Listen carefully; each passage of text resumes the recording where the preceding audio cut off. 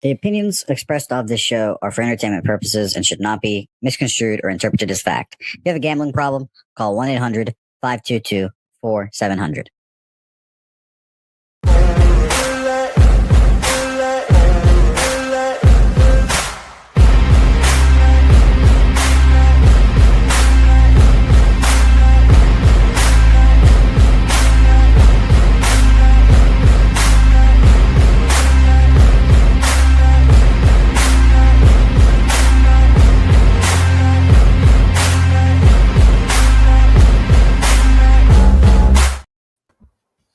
The calm before the storm has finished, boys and girls. It is week one. Happy Saturday and welcome to the Tailgate. Along beside me, as always, my guys, Wine Time Sports and Moose Money Bets. How we doing, fellas?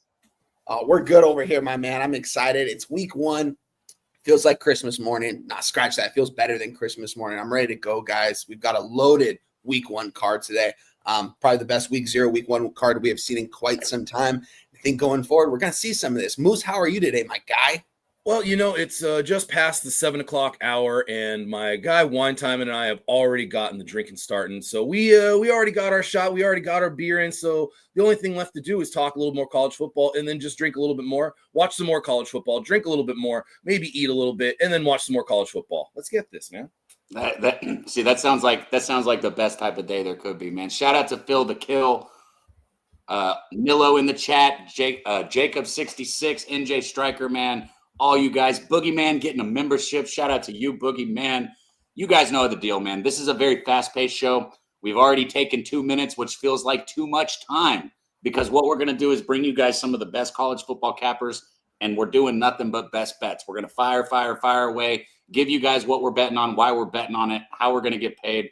Do the same for us. Drop those bets in the chat. Let us know your thoughts. Let us know your action. Leave us a comment, and let's make some motherfucking money today. Let's get to it, guys. Shout out to Boogeyman in the chat, newest member right there here at Pub Sports Radio. Shout out to you, my guy. We're gonna make you some cash today, so I'm looking forward to it. Cap, I mean, you let me. Who are we bringing on first? Who's gonna deliver the fire? You know how we start this show, man. Everybody in the chat knows how we start it. We call it the gun belt, the fun belt. You know, he got to rename the whole conference after himself, but it is not the only conference he caps. One of my favorite college football cappers, a good friend of mine, somebody that I'm super excited that I get to bring on for college football and college basketball, our dude right here, Guns Picks. Guns, what up? Boom! Boom! Boom! I told you Auburn was going to do it. I told you to take the over. And, man, I'm already starting out this college football season on an electric heater. I'm 10-2 in college football right now. 5 free plays, 5-2 for the VIPs, and we're just going to continue to cash tickets all the way through the college football championship. Let's go, baby! You're the only person, Guns, that can wear an Auburn hat that somehow looks like a Notre Dame hat. How does that Auburn logo look like a Notre Dame logo? It's a little bit misleading. I should be wearing this jersey yet because they're playing tomorrow. But, yes, the gun belt is going to be rocking today. Because I'm going to give you 2 plays in the gun belt today. That's how I'm going to do it. It is my conference. Everybody knows if you call it the Sun Belt, you get blocked out of the chat. I'm just telling you. That's how it works.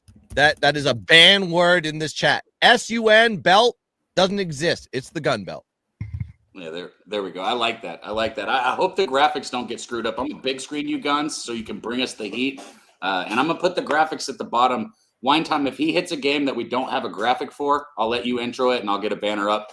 That way everybody knows where Guns is taking us to get paid. But what's the first game you want to look at today, Guns? I mean, let's just go with a game that nobody is going to be watching, and it's going to be Texas versus Ohio State. This game is kind of just, it'll be on the 5th screen. It's kind of boring. Not a premier game. It might be on TV, but we'll see what happens on this one. And I'm looking at the total. Now, the total is dropping off a cliff right now, and it keeps getting steamed down, which I got it at 48.5. I still think it's going to go under in this one on the sheer fact that we've seen these teams play each other. We saw it in the college football playoff. Of course, that game ended 28-14. The total was 51.5. That did go under, but it should have went more under because you had a fumble return for a touchdown. You had a 75-yard fluke touchdown at the end of the half for Ohio State that made that score go up 14 points. Should not have happened. And then you got the situation for the offenses. These are all new offenses. The running back core for Ohio State, they're going to be going with Julian Sayin at quarterback. They do have the receivers, but I think there's going to be a little bit of rust factor as far as his development into this game because he's playing a big opponent with a big defense. These two defenses were top 5 in the country in most statistical categories. Even though Ohio State lost a lot of that big defensive players, they did well in the transfer portal. They got the top defensive end for UNC to fill in on the defensive line. They still have Styles at the linebacker position. They still have Caleb Downs. I just think this is going to be more of the defenses taking over than the offenses here early. So give me the under Texas, Ohio State as the play. As much as everybody talks about, the new quarterbacks, I think that's like the kicking point for this under. It's like, yeah, we expect a lot out of Archie Manning this season. I get it. Sayin has huge upside and potential. I get it. But the defenses are what we know that have the most continuity between these two teams. These defenses absolutely dominated last year, and they're new fucking quarterbacks. It's hard to get comfortable, especially in a game this big on week 1. I mean, it doesn't get any bigger than this one right here. Wine Time Moose, did y'all want to go ahead and hit this one, or are we going to keep it rolling and come back to it? Oh, I'm up to you. I'm down to get right to it. This is I'm going to make this play official, guys. I'm going to go with the first half under 22.5 minus 110. Go ahead and stay away from the full game here. Lost some value there, but I think 22.5 points is a lot of points with these two offenses that we don't really know we're going to expect. Julian Sayin coming as the redshirt freshman. I mean, this guy was a 5-star. This guy's got every tool in the shed to be good. Not the best athlete out there, but the guy can sling it. And who does he have? He's got Tate and Jeremiah Smith, 2 of the best receivers in all of college football, 2 first-round draft picks. Jeremiah Smith's got to stay in the year, but Tate will be going in the first round in this year's draft. This is one of the best receivers in all of college football. They've got the talent. They lost a lot. They lost both their coordinators. They lose both their running backs. This team is still loaded, and I think Ohio State can stay within this game. I think Ohio State will win this game. I think they're going to shock the world because it just seems like everyone's kind of doubting them at this point.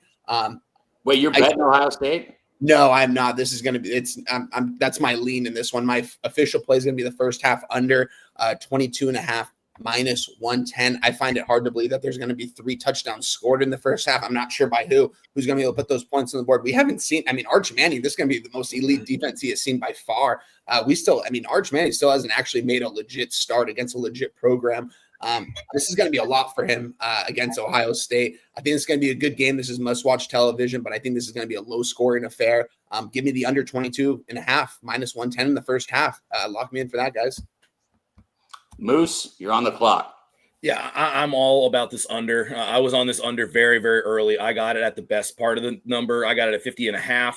And what I really like about this game is the fact that usually you see 2 teams in the top 5 when it's an Ohio State game or a Texas game last year. Those games were pretty slugfesty. I mean, it was like in the trenches. You had to win the line of scrimmage, and that's how unders are created. I think this is going to be a somewhat conservative approach, because you saw what Texas did last year with Jeremiah Smith and who it was that had to step up in Emeka Ibuka and some of the secondary and tertiary receivers. And you're now looking at somewhat of a new cast of characters that are coming into the secondary and tertiary receiver roles. Carnell Tate, yeah, he's a dog. He's a dog.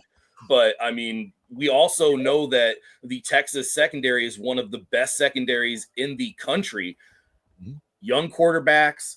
They're probably going to be somewhat conservative. I would be surprised if they went out the gates and just became downfield threats. Archie Manning, they're going to try to do some running plays with him. That's going to go right into Ohio State, one of their best defensive lines that they've had. Yeah, they lose a lot of guys, but they are returning top 5, top 10 talent.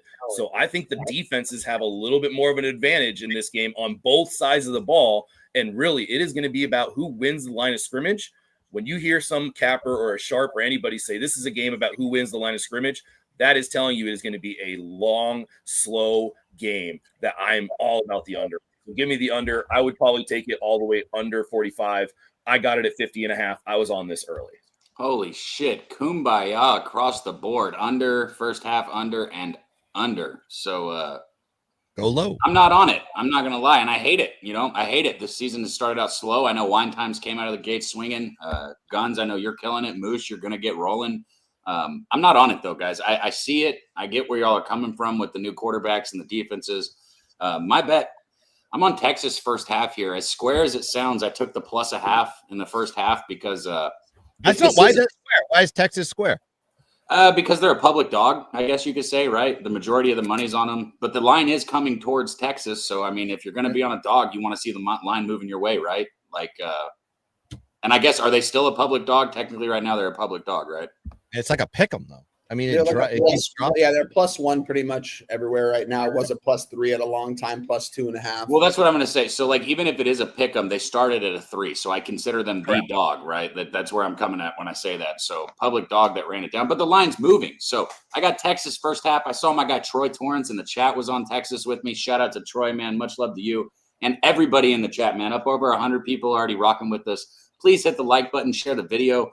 We're really trying to grow this thing, starting right here on Saturdays with the tailgate. But we want to see Pub Sports Radio. We want to see the subscribers go through the roof, and the only way we do that is with you guys' help. So thank you guys for being here. Share the video. We'll come back to this. We have other cappers that'll have action on this, but we already got under, first half under, and I am on Texas first half here. Look, everybody knows what Texas did last year. I'll be quick here, but go back 2 years ago, 3 years ago. Sarkisian is somebody that I want to bet in the first half. I cannot tell you how many games he fucked up for Texas that they were up by 10 points or 14 points going into halftime, 17-3 football games, things like that, and then just came out and completely blew it with his approach in the second half. We didn't see it last year, so a lot of people have recency bias and they don't remember that. But a couple years ago, Sarkisian was somebody I refused to bet full game because of his game scheme. So I'm on Texas first half here.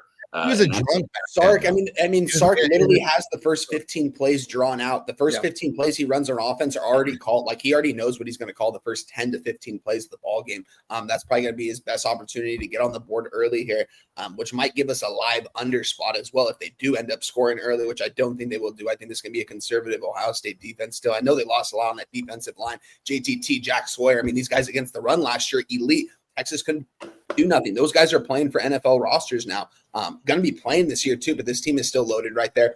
I think it's going to be a very slow-paced, conservative game. I think both defenses are going to show up, and both teams are going to want to run the ball and probably burn the clock more than throw the ball downfield for explosive plays. And shout out to the OG of Pub Sports Radio here, Jeff Slaughter dropping a Texas. Nilo's dropping a Texas in there. I got somebody telling me that it's a bad bet because Ohio State's going to control it from start to finish. Well, if that is the case, I hope you're making money on your knowledge, your pregame knowledge, and not just running your mouth. If you make money on it, man, good for you. Right. Anyways, we keep it rolling. I digressed. What's the next one we're looking at, Guns? I want to talk to Voodoo Ranger. He had a big question on that one. He's like, I've been with my girl for 12 years, but she demands to go to the beach. Do I leave her? It's like, you don't leave her. What you do is, if she has a hot best friend, it's like you watch college football with her hot best friend and you do whatever you need to do with that. So, and then that is just be like, look what you made me do. This is college football Saturday. This is week 1. You want me to go to the beach? This is what you made me do. That's how you handle it. That is kidding, by the way. I mean, it's also 2025. You can also bring the game to the beach. I mean, the game doesn't have to be just watched in the house. I will be damned if I'm going to the motherfucking beach today, Moose. There ain't no. I ain't leaving my living room today, boys.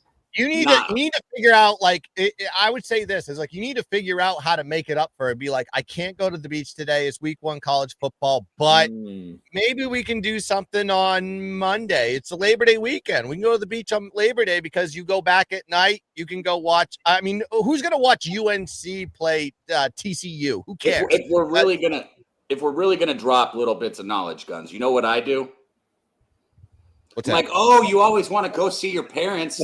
Go fucking hang out with them today. Right. Go have fun. Go see your parents. Spend time with your sisters. Have a blast.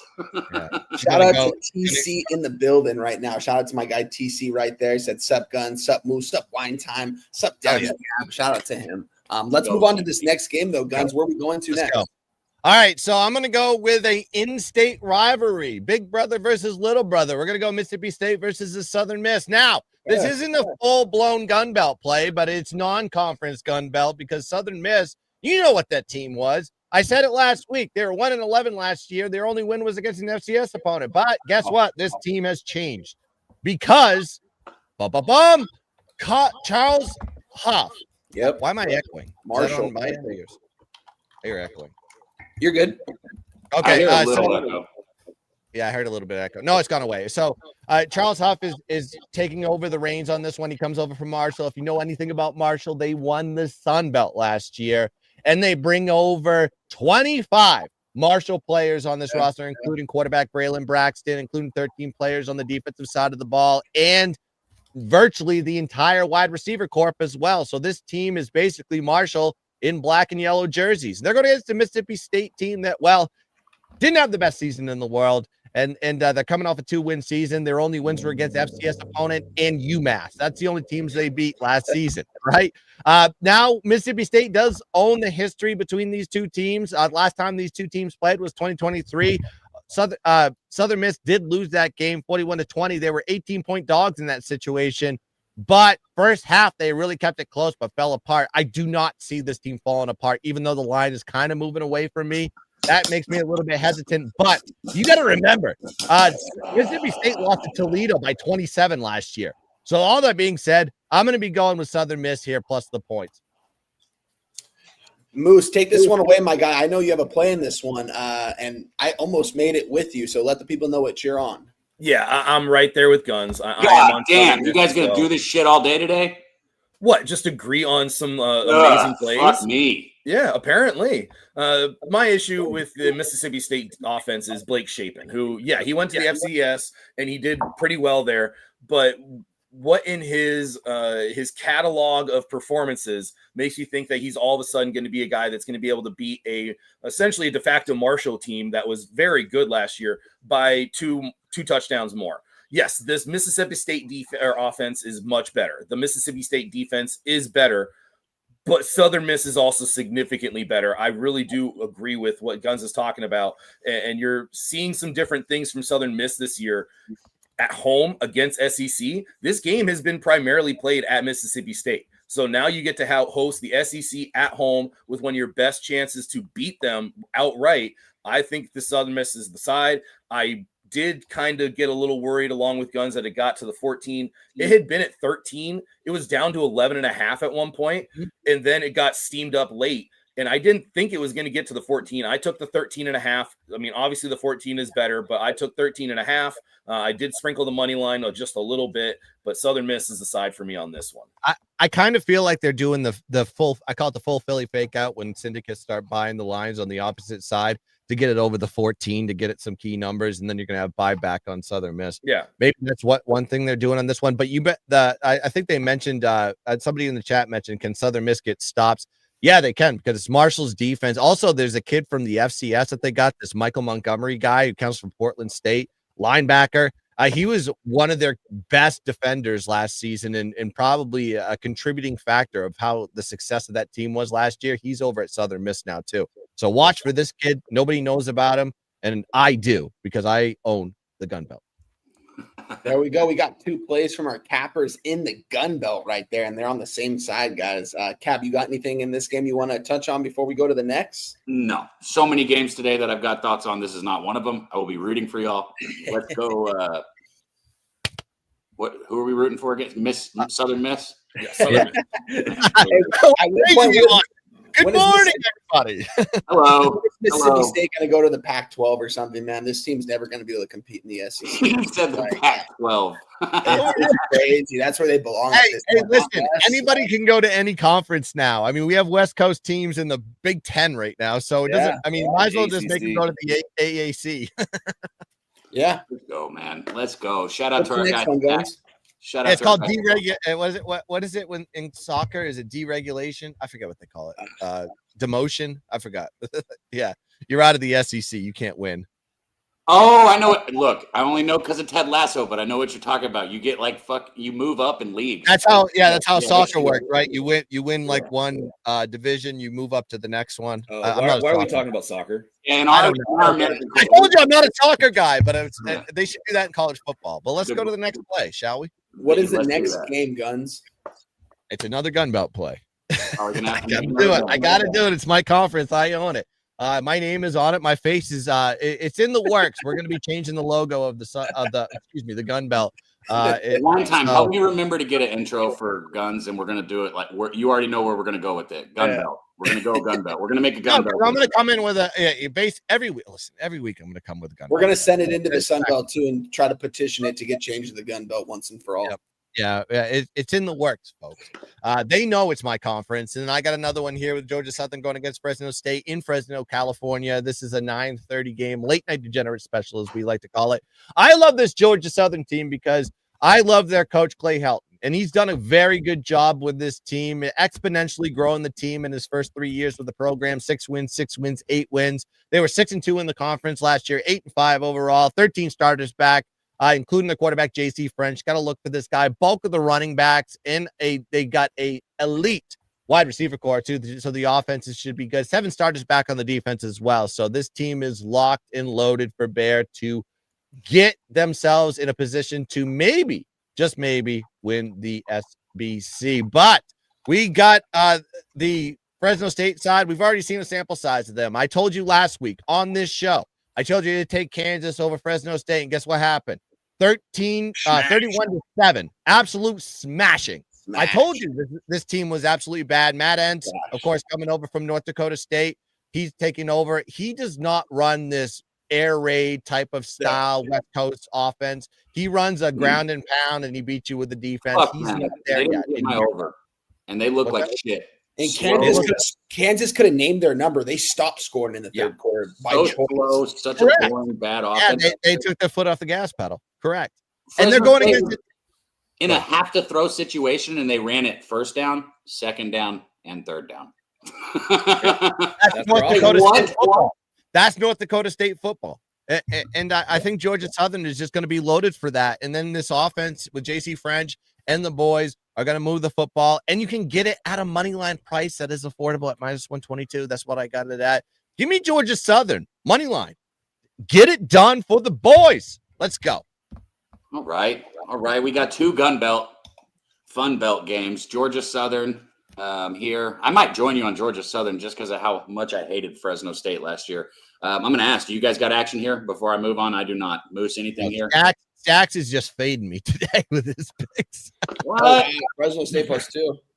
He likes the over in the Texas game. He likes the Fresno State side. All right, man. We'll see.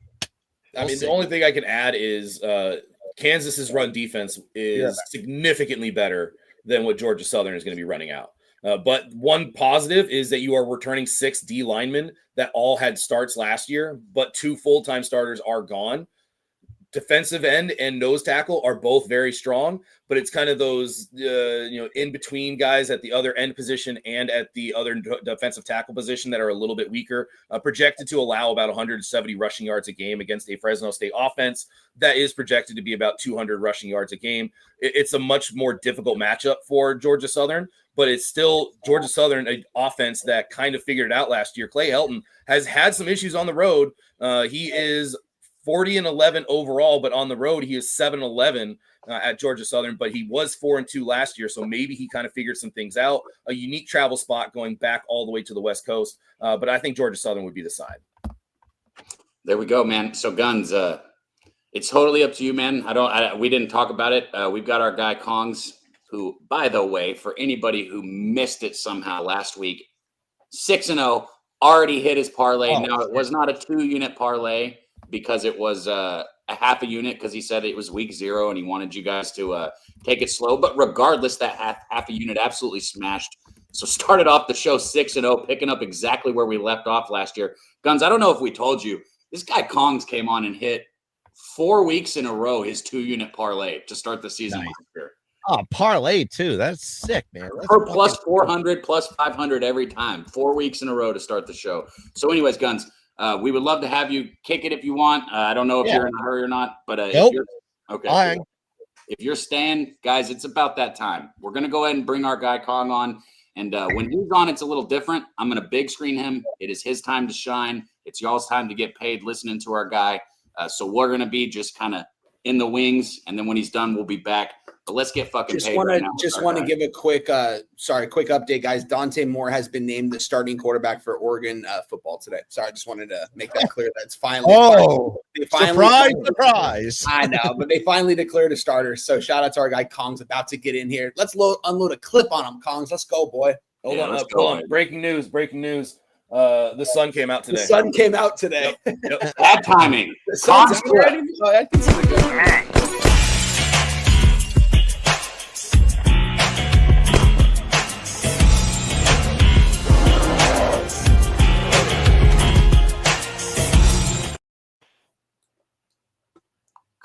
Yo, happy motherfucking Saturday to the viewers. Everybody hit the like button. You know what time it is. Time to make some money, baby. Happy Saturday.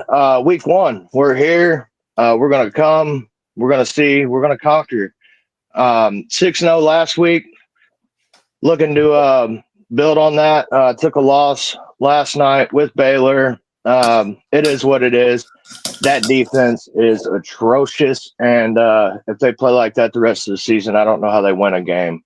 I'm going to get straight into it, bro. I got a lot of plays here. Try to keep up. Grab your pen and piece of paper. Write this shit down because this is how the Saturday show flows. We're going to start off with Texas. Money line. You know what it is. I gave Texas out here 2 months ago on the money line plus 116. If you wasn't fortunate enough to get that number, now you're looking at even money around minus 110.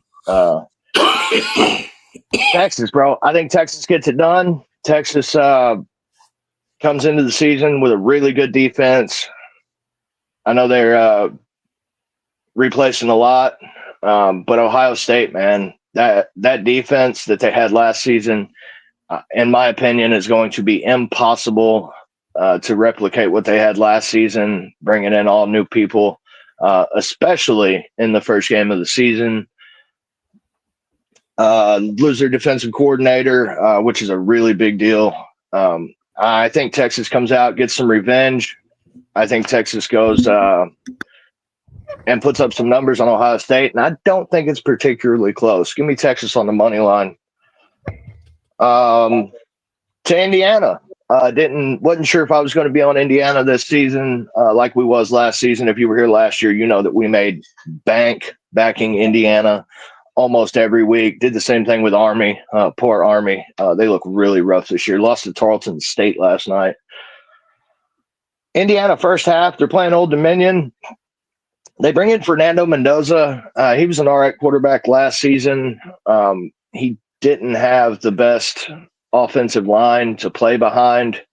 I think that all changes this season at Indiana. He's got a better team around him. I think he can be as good, if not better, than Curtis Rourke was last season.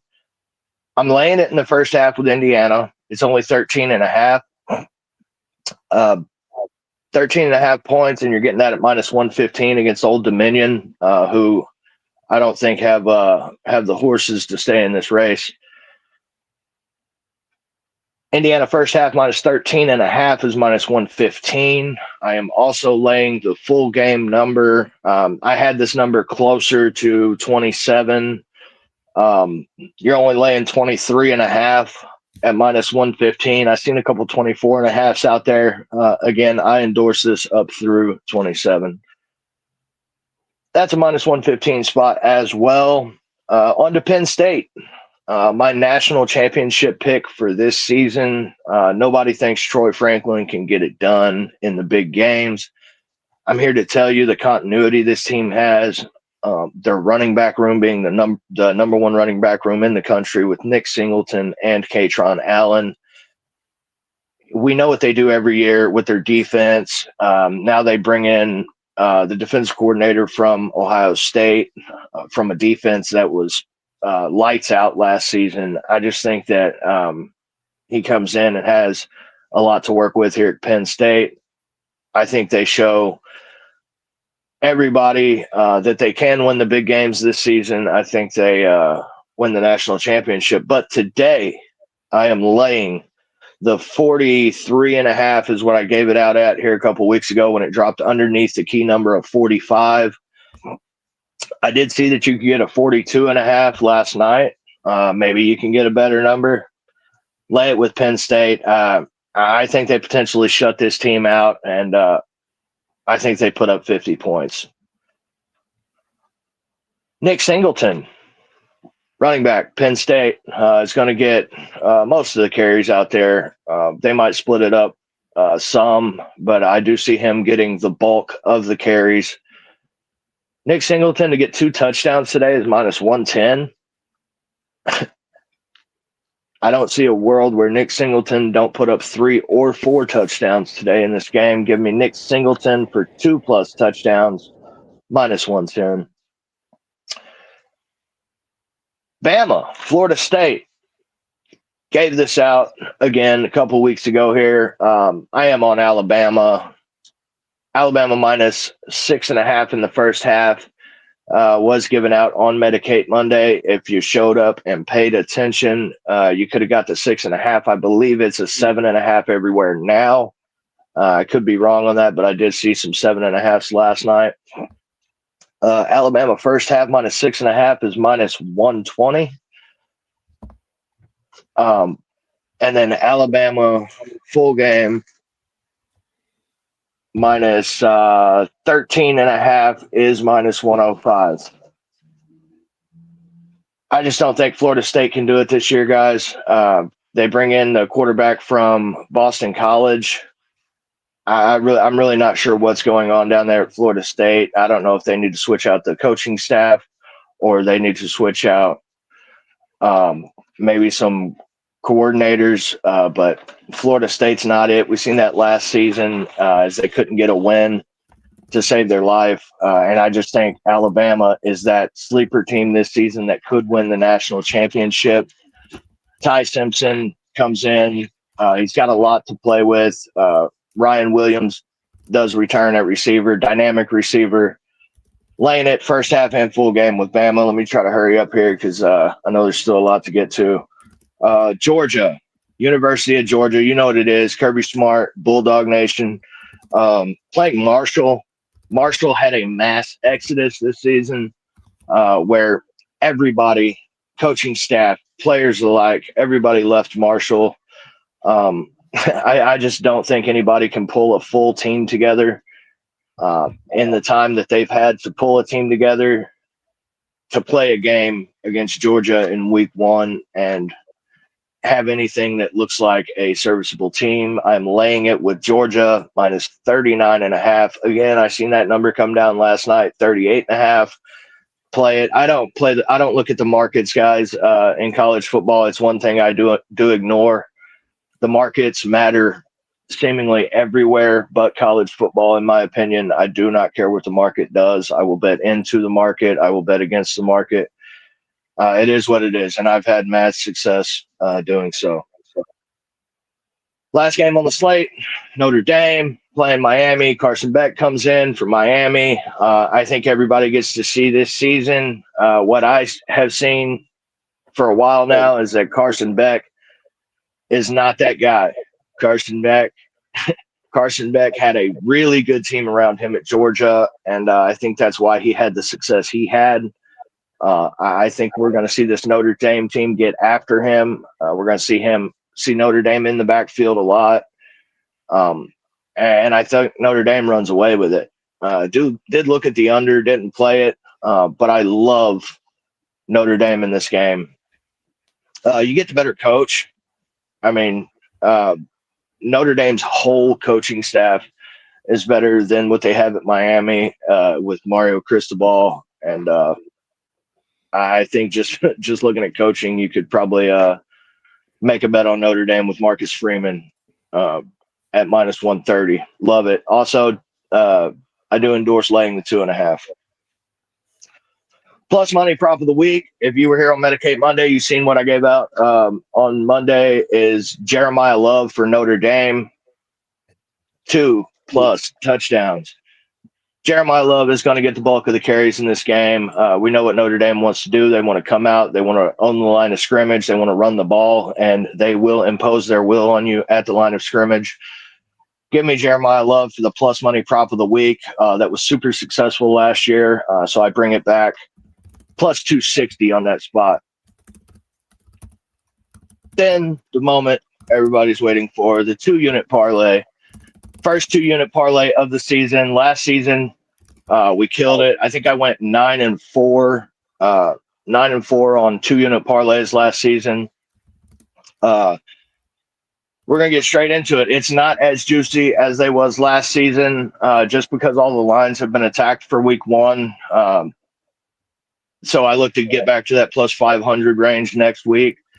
2-unit parlay of the week is as follows: Texas, hook 'em, plus 3.5. Bama, minus 13.5 full game. And Clemson, minus 2.5. 2 alternate lines in there. Go find you some alternate lines to throw in a parlay. It was plus 402 on ESPN Bet. When I posted it, I looked this morning. It was down to plus 375. Go get you some of that two-unit parlay action. We are going to make mad units on that play again this season. It's fucking Saturday. Everybody go show some love. Turn up for the chat. Hit the motherfucking like button. We're going to get to the bag today, guys. Appreciate y'all for having me. Kong, you know what it is. Mouth this motherfucker. Let's go.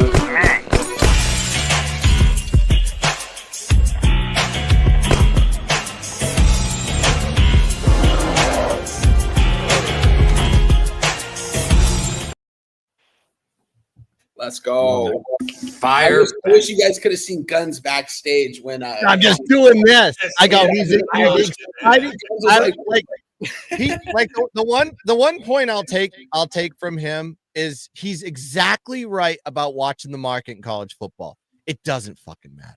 It doesn't matter. It's like the kids don't look at the spreads, and the lines are sharper in NFL than they are in college. So don't get too caught up in where the market's moving if you have a cap that is just telling you this is heavily weighted to one side or the other. And Kong said very good things about like a lot of the picks that I align with. So but he made that statement. He goes, it doesn't matter about markets. And if you know that, that makes you a better college football capper. That's all you need to know. At this point, guys, I say I'm gonna put games up, right? Obviously, like LSU, Clemson, everyone probably has something to say, even if we don't have a bet. And Notre Dame, Miami, right? But if we don't, we're going to go kind of quickly through them. In the chat, drop your action if you want. We're not going to hit every game, but I have the games that I feel like are, the ones that kind of probably people want to hear about. Like I would think Tennessee, Syracuse right here would probably be one people want to hear about. But like myself personally, I don't have a bet in it, so I'm not going to go over it for a long time. I think 24 on Tennessee is a very generous fucking number. I think that is because Tennessee is Tennessee. If we're being honest, they don't deserve that 24. This is a rebuilding season for Tennessee. You can read any of the insider stuff you want, right? I'm not just talking about like the national media, like coverage of Tennessee. If you read the insider stuff, even they expect this to be a tough season for these Vols. It's a rebuilding season. So for me, if I bet it would be Syracuse, but I didn't. Let's go around here. Wine time thoughts. I mean, this makes no sense why Tennessee is ranked, guys. Joey Aguilar got the starting nod. He wasn't supposed to start at UCLA. He lost his starting job to my guy Luke Duncan, 4-star guy out of Cali. He's like 6'6". I got to meet him at a couple years ago at one of the open practices. This kid's got every tool in the shed, but besides the point, he was going to win the starting quarterback job. It was kind of under wraps for a while, but he was taking majority of the first team reps. He was getting along a lot better with the receivers. Aguilar wasn't excelling in this system. Comes over to Tennessee. They swap quarterbacks in a way. Tennessee fans think they got the better end of the bargain. I mean, this guy was starting at Appalachian State last year, guys. He wouldn't be starting at anywhere else in the country. Tennessee needed a quarterback because they didn't want to start their freshman quarterback. I think that Syracuse could maybe win this game outright. I'm not saying they are. I don't even have a play on Syracuse, but I think that this many points, getting with Syracuse, I know Syracuse losing their quarterback, Kyle McCord, who led NCAA in passing last year. It's going to be a little bit different. But I also think Fran Brown, we forget Fran Brown's a defensive mind. This guy was the defensive coordinator of Georgia when they won national titles. I mean, this guy knows how to run a defense. Their defense was awful last year. I expect it to get a lot better, bringing in his guys with a little bit more time. I think they can put the clamps on Joey Aguilar and make this game close. I don't know. I think Syracuse could get these guys outright. This might be one of the biggest dogs of the day that wins. Not saying they're going to. I don't have a play on this. Don't even have a play on the spread, guys, but that's my lean. I have to see it first from this Tennessee offense before I actually make a play. And Syracuse lost a lot on offense, so it's difficult for me to actually move on them. Take this one away. The longer we sit here, the longer I'm going to convince myself, yeah, well, Tennessee's offense might still be all right because, like they're going to have a good scheme. At least Moose, go for it, man. I mean, if you're not no bet, we'll I don't have a bet. I am going to kind of say that Syracuse is also somewhat in a rebuild. I mean, you lost Kyle McCord. Now you go to, say it with me, Steve Angeli from Notre Dame. And you also got LaQuint Allen, who is like their main workhorse. He had 228 carries, and the next highest carry total last year was 36. So, yeah, you lost a ton of production. The trio of receivers that dominated receptions last year, they're all gone. Most of the production from last year on the offensive line, that's all gone. And then you had a season-ending injury to the offensive line as well. So more production lost. Syracuse is also in a rebuild here. There is such high volatility on both sides. I have no idea where I'd go. I was thinking Tennessee, but then everything you guys just talked about, it's like, yeah, I don't want to put them in a parlay or anything. This is a game I'm staying well away from. Our guy Troy says, does Syracuse have a competent secondary? Probably not. I don't think so. But I haven't. I light dove into Syracuse. Only one starter back. Only one starter back from last year. They did well in pass coverage. Deuce Chestnut is the lone returning starter, and he was number 2 in tackles. Former LSU guy. They did add a Georgia transfer, so maybe they're better, but it's still not going to be a very good secondary. Hey, you guys see how easy it was for Moose to answer that?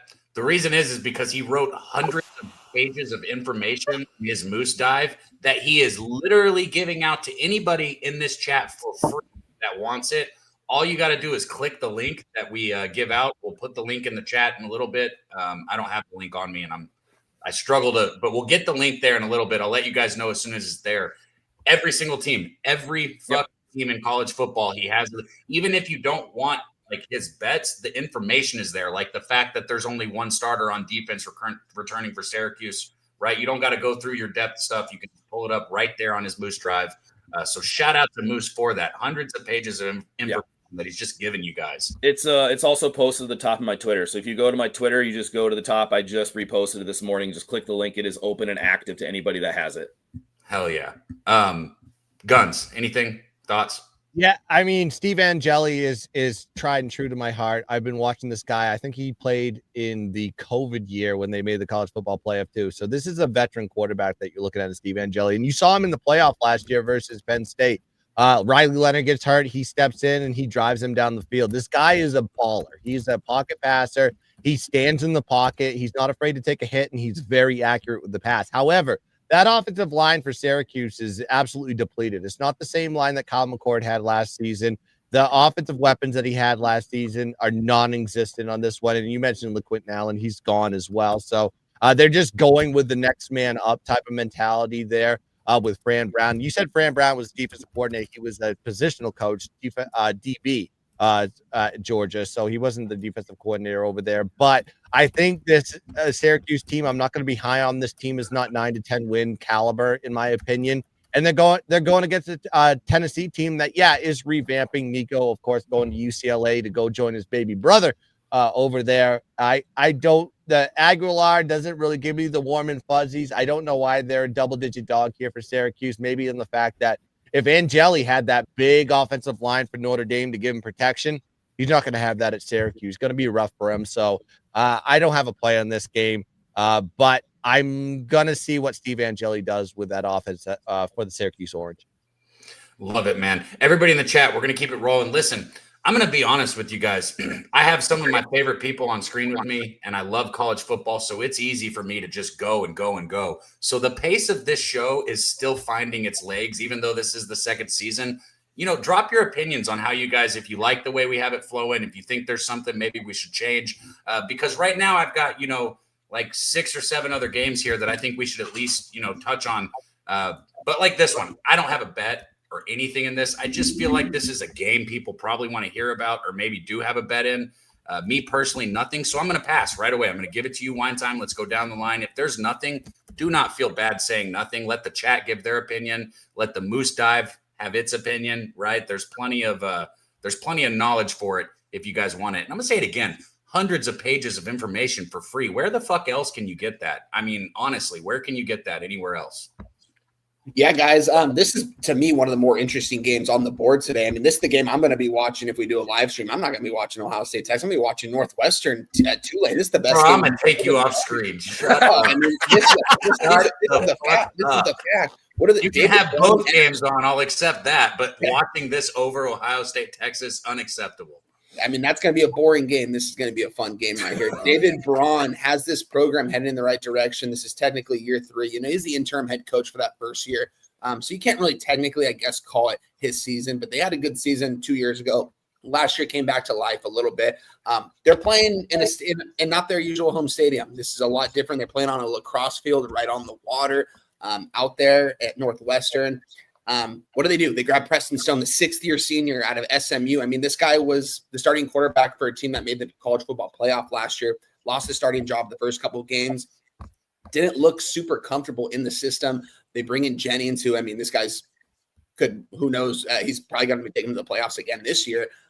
This guy ends up getting out of there. I didn't really know what he was going to do if he was going to enter the draft, because I didn't think his draft stock was high. And there's a reason why he didn't enter the draft. He took a 6th year of eligibility. This guy's a graduate student, and he's a smart dude too, because you can't just be anyone walking into Northwestern nowadays. You still have to have good academics. What do? They grab South Dakota State wide receiver Chase Wild, who had 1,100 receiving yards last year. Also grabbed wide receiver freshman from Stanford, 4-star Chase Farrell, who's very fast, and he's going to be starting in the slot. This guy's really explosive with the ball in his hands. The offensive line is fully loaded with graduate students that have played a lot of football together. And their running back, Cam Porter, I mean, who doesn't know this guy? This guy's been in college football. Again, this is his 6th year. He's a graduate student. This guy's 24 years old, I think. What else do? Return DN Aiden Hubbard, who had 6 sacks last year, along with Anto Sacco, who had 3.5 sacks last year. This is a good defensive line that Northwestern has. I think they're going to cause a lot of havoc to a non-power 4 program like Tulane. Retzlaff is starting. This guy wasn't even that good at BYU. He was lucky in a lot of those scenarios where the team around him was actually good, not necessarily him. That job is still up for grabs. We might see 3 quarterbacks here today, guys. Really interesting to see. But yeah, I'm on Northwestern. I got the plus 6.5, minus 110 weeks ago, guys. I mean, if you didn't get at that number, I wouldn't get in at the 4.5 now. I would maybe get in at a 5 or 5.5. But I mean, this line's a 4.5 at most spots for a reason. Northwestern wins this game outright. They're a more talented team. I think they have a better coach. I know it's on the road. It's in Tulane, but I think they're going to take care of business. And I think the market's telling us that too, because people continue to hammer Tulane, especially on that money line. We're going to see that money line parlay probably break up a lot of parlays today. Give me Northwestern plus 6.5. I'm on them on the money line too. I'm not going to give that out to you guys because it's not a full unit play. Full unit Northwestern plus 6.5, minus 110. Moose, take it away. Cap, earmuffs. I am also on Northwestern. So, yeah, my whole thing is you're talking about offensive lines. And Tulane last year had one of the best offensive lines in the country, and it's virtually all gone. And they bring in 4 transfers, but only one had starting experience, and that's Jack Holofield. That's an App State transfer who is a top 30 prospect, but it is a new offensive line. And Wine Time already talked about it. The defensive line for Northwestern is definitely improved. The thing that I like here is I do like that Preston Stone is a mobile quarterback, so he's going to be able to take some pressure off of a potentially poor offensive line for Northwestern. So when you're talking about a game that might be one of the trenches, first off, if you're giving me a field goal in a game that you are talking about being one of the trenches, I already talked about this with an under, but if you're going to give me a full field goal or full touchdown, yeah, I'm going to be on the side that's giving me the touchdown. It's also surprising that the Retzlaff market is going the opposite direction, that you're seeing the reverse line movement. You are seeing 60% of the bets coming in on Tulane, and you are seeing more of the cash coming in on Tulane, yet you are seeing a move towards Northwestern side. Those are all great indicators to me. But hey, Kong already talked about it. You don't need to really make sure the market is your end all be all, but it's sure nice to kind of see that and help use it as a hint. So I do like Northwestern here. I also do like the under. I did take the under as well. And I also threw a little same game parlay on it because it does feel like it's correlated. And it does feel like my under is pretty sure because that was actually what I bet before the Northwestern side. I bet the under before I bet Northwestern. And then I took Northwestern +7 with a little money line sprinkle. And then I took the same game parlay. Hell yeah. Guns, anything here? I'm aligned. I think this is Northwestern spot all day. I mean, and it's on the sheer fact that they decided to start Metzlaff. Metzlaff, of course, coming over to Tulane because he got kicked out of BYU by sticking the D in the P. You can't do that. You can't do that in Mormon culture. And now he's coming into the system late. I think he missed spring ball, so he's working in a new system. But they named him the starter, which means they didn't have a quarterback in that position anyways because Mensa left their program. Wait, so now, kicked out for that? Oh yeah, you can't. I mean, not without being married. You can't No do thrusting. that. What about soaking? I thought you were allowed to do that. Hey, I don't think he was soaking. I think he was pumping. I think that dude was probably throwing a little bit of an in and out action with some Mormon blonde over there in Utah. You can't do that. So now you got a situation where you have a quarterback joining the system, trying to learn it on the fly. You're going against the Northwestern team that really, I mean, I think if you go back to the history, correct me if I'm wrong, I think they always performed very well early on in the year, and then they kind of fall off the map. Yep. And I like Preston Stone. Preston Stone, a quarterback that comes over from, he was with the SMU program before losing his job there. But he's a guy that played in conference championships and got them W's. I think this is going to be a team that is on the up and up for Northwestern, even though they're projected to be at the bottom of the Big Ten, but it's still a Big Ten team going against a team that is in the non-P5s. I think Tulane has their hands full, even though they're playing their first home game of the year. So, yeah, I'd take Northwestern in the points. It's the only way you play this one. You're muted, Cab. You're Keep good. it rolling here. Another one here where, I'd probably be on Toledo. There's a lot of these games where today, like I had kind of leans on a side that I just don't want to get there with. Anybody bet this one, or do we keep this one rolling? I know Moose has a play in this one, and I'm right there with him. I'll let him do the breakdown because he's going to say everything I'm going to want to say. Take it away, Moose. Toledo, Kentucky. All right, I mean, the big issue is Toledo was a big-time underperformer last year. I mean, they had a really solid O-line. They had a good mobile quarterback, and they had pretty decent running backs. Well, the running back room this year is going to be very deep, and it now includes P5 transfers. Chip Trainum, who comes in from Arizona State, he's likely going to lead that backfield. So you now have a P5 running back in the backfield. For the receivers, yes, you lose the number 1 and number 3 receiver, but you are returning Junior Vandeross, who is a legit receiver, and you're also bringing back a tight end, Anthony Torres. Number 3 wide receiver last year, Anthony Torres, is gone, but replaced by Holy Cross tight end Jacob Peterson, who was an FCS tight end that was one of the better tight ends in the league. I like Toledo to be able to go up against a Kentucky run defense that is decent, but it's nothing special. You look at their D-line, 3 of the starters from last year leave. They do have some underclassmen talent, but it's underclassmen talent, and they may not be ready to step in and contribute yet. They do bring in FCS transfers. They bring in McQueese Humphrey Grace, who is a first-team All-FCS last year, but the group is down a significant margin. And if you're talking about a team in Toledo that will be running the ball and now has a legit running back in their Arizona State transfer against a D-line for Kentucky that is down some, and the front 7 as a whole lost a lot of production. Linebacker loses 3 starters.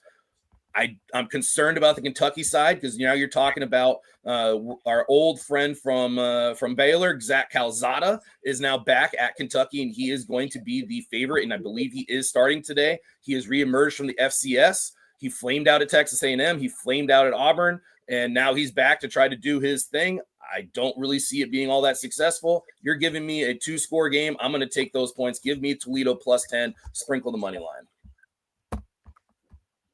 Wine time muted. I'm with you. I'm on Toledo +10. I already made the play. Going to make it official. You said everything. I think it lines perfectly looking at everything right now. So the fact that they're only a 10-point dog against an SEC team, I think tells you everything we need to know here. Kentucky's not that good. Kentucky might not win more than 2 or 3 ball games this year, guys. This might be one of them. Maybe it's not one of them, though. This definitely seems fishy. Toledo +265 on the money line. Like, who the heck is going to – everyone's probably taking Kentucky in their money line parlays. Public is, at least, I would assume.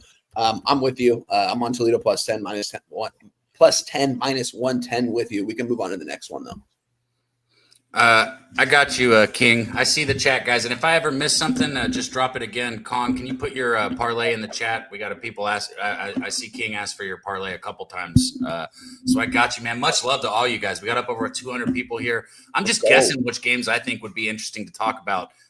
So if you guys have one you really want to go over or see, you've got to tell me and I'll go to it. Here is one that I want to talk about here, obviously. As you guys know, I bet this one earlier, way earlier, like a couple weeks ago, because I have the minus 13. Is it still at 14 right now? Does anybody have the It's current? 14 minus 110 everywhere right now, according to me. I really like the fact that it got to 14. I was hoping for a 14 and a half. Look, I said for me, Caleb DeBoer had the most impossible task that anyone possibly could have had. Okay. First year. Like, you understand what I'm saying? You do not follow up the greatest coach of all time. It is just, it's not something that you can do. I think there were unrealistic expectations. And I think this year, finally you've got through that first season. I think this year Alabama gets back to Alabama football. I really do. I'm not saying that Nick Saban isn't the greatest, but Alabama has a lot to do with who and what Nick Saban was, the funding, the backing, the culture, all of that, right? Alabama is going to be just fine this year. Florida State on the other side, they had a fluke 2 seasons ago when they went 12-0. Okay, that's my true opinion. That was their last year going 2-10. Are they that bad? No, I don't think Florida State's that bad, but that was way more consistent with the trajectory of this program, in my personal opinion. Norvell is a lady boy, all right? I do not like him. He's a terrible play caller. He makes awful decisions. Like, him and Scott Frost are literally in a realm of their own for college football coaches, in my opinion. And I put them right there together, step by step, like they're brothers to me. I don't think Florida State – look, you got the guy, Corbella. How do you say his name? The guy from Boston College. I don't have anything in front of me. That's his name, right? Corbella from Boston College. Castellano, yeah. Sorry, I don't know why. Castellano. He lost his job. I've said this a couple times. He did not – bad, too. Yeah, he did not have a really good season at Boston College, and then Florida State's like, oh, let's throw this guy that was really good at a not big football school a bunch of money and bring him over. No, he lost his job. He was not going to start at Boston College this year, so that is why he was available in the transfer portal. I mean, it's just something here where I think Alabama probably look, 13's a large number. I get it. It really is. But I think they win this, 21, 28 points. I think this is not really a close football game. 35-17, maybe at best. That's where I'm at, though. So I got Bama taken away here. What do you guys think? Wine time? I'm on Bama with you. We're in agreements on this. I'm on the minus 13, minus 110 when I tweeted this out. I think they smashed these guys. I think you could take a 14 right now and still get away with it. I think they're going to beat these guys probably by 20-plus points. Don't get me wrong. I like everything that Norvell did coordinator-wise, especially defensive-wise, bringing in Tony White from defensive coordinator from Nebraska. This guy I thought should have gotten the UCLA job before Foster. Those two guys were the last two guys that were available. Those came down to those two guys that ended up choosing Deshaun Foster because it was alumni.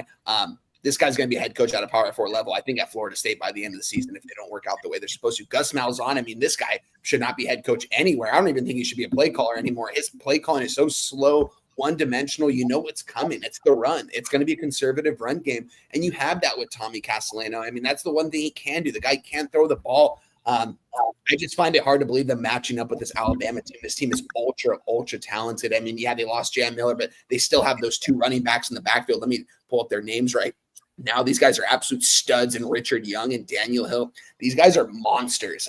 These guys They didn't lose Jan Miller. He's playing. Oh, is he playing? Hurt. No, he's hurt. He's hurt. He's hurt? Okay. Yeah, but I was gonna say that was like over a week ago. Yeah. Yeah, broken collarbone, I think. Yeah, it's unclear how long he'll be out, but these two guys are next. So these guys are former 4-star guys. Daniel Hill, 6'1", 245. This guy's a handful to take down. This guy's a Derrick Henry 2.0. He's only a sophomore, true sophomore. Watch out for him today. I think Alabama's receivers are going to just pretty much be able to do whatever they want against the secondary in Florida State. You got Ryan Williams, one of the best receivers in all of college football. He should technically be a freshman this year. This guy's 18 years old and he's a sophomore. He should have been in high school last year. He was able to leave early because he was so freaking good and he was able to pass all of his classes. Alabama, I think they're on the up this year. I think DeBoer getting his quarterback, his OC back from the NFL, who was with him at Washington, that gave him all the success with the players and brought those guys in with him. Alabama should smash these guys by 20 points today, guys. I don't even think 14 is enough. Give me the 13, give me the 14, give me whatever you want. Alabama wins by 20 plus here. Florida State's QB's been running his mouth too, saying this is it's not a Nick Saban Alabama team. So bulletin board shit. Yeah. Literally giving just fuel to the fire. This Alabama defense is going to have their ears pinned back coming after him. Moose, thoughts here? I will say that it was a bad system for Castellanos over at BC, because it was a pro style system that O'Brien used, and Castellanos is more of a kind of RPO mobile on the run type of guy. It was not a very good fit, and it did have failure kind of written all over it. Is he a good quarterback though? I'm not going out on that limb. I do think he is better than he played last year, but he's not the guy that's going to go take down Alabama in his first year at Florida State. The big question I have is who's going to take care of Ryan Williams out there? Because Florida State lost their best defender. Azariah Thomas is gone. Like, he was their main guy that was very productive last year. And with no other guy that was playing well last year expected to really take that huge leap forward, Ryan Williams could have himself a day. And you see the prop market is kind of reflecting that, Ryan Williams might kind of go off today. What is it, Moose? I think I saw it. It was in the 90s, and that's a little steep for my liking, because there's nobody really that is going to be able to go out there and cover him. So you now have a potential problem of, do we cover the vertical threat and take some people out of the box, or do we try to stack the box and try to help our front seven? The front seven actually played decently last year. It wasn't really the defense's problem last year. It was the offense just creating horrific field position. They had the lowest starting field position for any offense and the worst starting position for any defense in the country last year. It's going to be better this year, but against Alabama, I'm not seeing the improvement to show up right away in the first game. I'm on Alabama first half. I got the 6.5. I'm not sure if that's available anymore now that the line has moved to 14. But if you can get that 6.5, if you can get under that touchdown first half, I'm all over that. I threw that as a 2-unit play for me. And you can find Ryan Williams at 69.5 minus 115 right now, actually, for Ryan Williams receiving props. What is it? 69.5 minus 115 right now. Shout out to our guy Joey. He said the anytime touchdown's only minus 105. That's a wild number. I'm looking at it. Let me just refresh. Ryan Williams over 69.5 minus 115. That's fine. It's so funny to me. There's a guy on Florida State receiver called Squirrel White. Who names their kid Squirrel? No, he comes from Tennessee, man. I love that kid. Go on. Don't be hitting on Squirrel. Oh, no, I got squirrels out here that I feed every day that come running at my door when I open my door every morning. Squirrel's like a legit speedster, man. He's a fucking beast. No, yeah, for sure. Seeing that name just hilarious. But he's got to be from Tennessee for sure. But shout out to Squirrel White over there. Guns, do you have anything in this game? You're the only one that has. I did a personal play. It was never anything that I released. I took first half Bama because that's tried and true. Week 1, you always take Bama first half, and they're 18-5 ATS in their home openers too. I mean, they just absolutely throttled teams. And you mentioned Ryan Williams, but don't sleep on Jeremy Bernard. Don't sleep on Isaiah Horton, who comes over from Miami. The tight end comes over from Washington. These are guys that are in the Kalen DeBoer system for years. And even though the running back position takes a little bit of a step back, not having Jam Miller in there, Ty Simpson, new quarterback for that team. He's a guy that you need to watch. He's going to be somebody. I don't know if there's going to be growing pains early. I doubt it, especially going against a Florida State team that is just absolutely rebuilt. They hit the delete button. They just got rid of everybody and just started from scratch. But having that reuniting, Ryan Grubb coming in to be the OC for them, that is going to be huge because he knows Kalen DeBoer. He knows the system that they have to run. And I think they need to make that adjustment. And I think that was something that they were missing on the offensive side last year. And the defense is just Bama-style defense, just big dogs, absolutely athletic. They're going to absolutely throttle this Florida State team. I'm sorry. Not to say that Florida State will be that 2-win team again, I think they'll be better than that and be a little bit more competitive, but it's just not going to be in this spot. Yeah, Bama every single which way, but I'm going to take the first half. And I got it at 7.5. They're going to be up double digits in the first half. Trust me. I think Florida State will be better next year when they have a new head coach. That's right. Hey guys, I want to give a quick shout out to everyone in the chat for being here with us on a Saturday morning here. It's 8 a.m. over here on the West Coast, 11 a.m. over there with my guy Guns, 10 a.m. over there, my guy Daby Cab, me and Moose over here on the West Coast. Shout out to you guys. I got a shot poured out for you guys, everyone on chat, everyone on screen. Appreciate you guys. Love doing this with you. This is my favorite time of the year, man. My favorite day of the week to cap college football with you guys. So cheers to you guys. Shout out to everyone in the chat. Can't even express how much I love doing this with y'all, man. I need another hit too. There's Julian Cesario in the building. Says, "What up, fam? Let's go." Shout out to our guy Julian right there. Another Cali capper out there. But yeah, we can move on to this next game. Cab, I'll intro this one.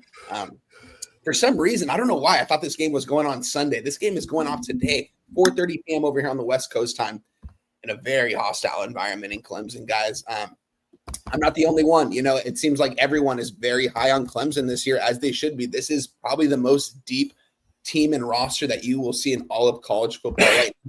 Most complete, least turnover. I mean, Dabo, what does he go out and do? He grabs the best, if one of the best, if not the best DC in all of college football, and Tom Allen, former head coach from Indiana. We saw him struggle as a head coach. We saw him take over the Penn State defense last year, leaves the Penn State job for Clemson, didn't get fired or anything. His daughter goes to South Carolina out there, and so he wants to be close to her. His family's out there in the Clemson area, and Dabo Swinney knew that's all he had to do, pretty much offer him and say, you want to be close to home, be close to the family, come be my DC and let's win a national championship, because James Franklin ain't doing that anytime soon.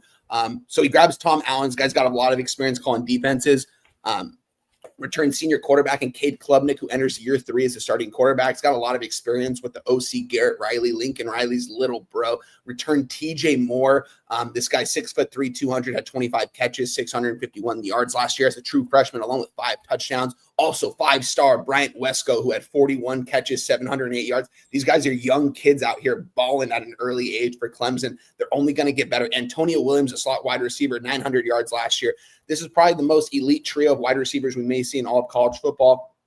Probably not, actually. I would put them in the top 10, though. They bring in back their entire offensive line, who are all 5th and 6th year seniors with a ton of reps together. Bring in true freshman Gideon Davis, who's a 4-star recruit. But the big storyline is Adam freaking Randall. This guy is a hammer. This guy moved to running back. He went up to Dabo and Garrett and said, how can I be more involved in the offense? Like, I want to make a play. I was a 5-star guy coming in here as a wide receiver. They said, wow, you're explosive with the ball in your hands. Let's make you the running back. Not only that, he's the running back one. This guy might get 20 to 25 carries today. He's supposed to be a workhorse for them out of the backfield.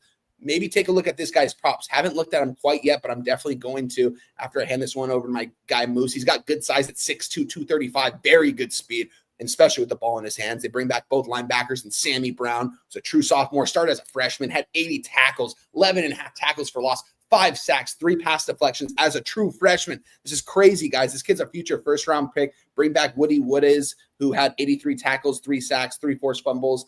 This guy's also a top 100 pick. Bring back edge rusher and potentially top 10 pick in TJ Parker, coming off 57 tackles, 11 sacks, 6 forced fumbles last year. This Clemson team marks every single box. This is the most complete team in college football. If you ask me, they should probably be number 1. Can they beat these teams that are ahead of them when it comes down to it? When they see them come playoff time, that's going to remain to be seen. But this team is rocking and rolling. This is one of the only teams that I think might have a chance of actually going 12-0 this season in the regular season. We'll see if that happens. 11 games minimum. They grab the best DC in all of the nation to pair up with Dabo Swinney and this experienced team against LSU. Brian Kelly. I mean, Brian Kelly he might not make it through the rest of the year. I can't believe he made it to this year. I mean, this guy has not done anything. This guy's never won at the big stage. He got handed an LSU job coming over from Notre Dame. Didn't make a lot of sense to me why LSU hired him. I know my guy DJ Big Boss. Brian. Yeah. Real quick, man. Our guy Real Madrid dropped a membership, and then Zoe Faye came in and dropped a membership, man. I don't know if you were here. I think one time when we had like a huge train one Saturday that came through of you guys just showing like mad support to Pub Sports Radio and gifting the memberships. And I don't want to miss it if another one of those is starting. So I'm going to go drop one in there myself for you guys. And whoever gets it, think about renewing it. But thank you, Zoe. Thank you, Real Madrid. Go ahead, my guy Wine Time. I'm going to drop another membership in there for you guys. We love you. Oh, you're good. Shout out to Real Madrid and Zoe in the building, gifting a Pub Sports Radio memberships. Guys, receive one, give one. That's what we do around here. It's a season of giving. It's a season of college football. I'm excited for this ball game right He here. really thinks it's Christmas. I don't think Daby Cab. It is Christmas. Countdown is on. It is, baby. Let's go. Give me Clemson -3, -130. It's juicy. I ended up making this play this week with Jimmy the Bag. I wanted the 3 over the 4. I also parlayed multiple weeks ago, all on Twitter. Wisconsin money line already took care of business 17-0. Kansas money line in week 0 took care of business against Fresno State. Clemson money line +110 in a parlay. All I need is Clemson. Pretty much got 2 units on them because I have a full unit on this parlay and a full unit on the -3. So I really need Clemson to come through here, and I think they do. I think they probably embarrass LSU and Brian Kelly here in a hostile environment in South Carolina. Clemson, this is going to be a crazy place. Moose, take it away. I could talk forever. Yeah, I'll be kind of quick on this because you touched pretty much everything.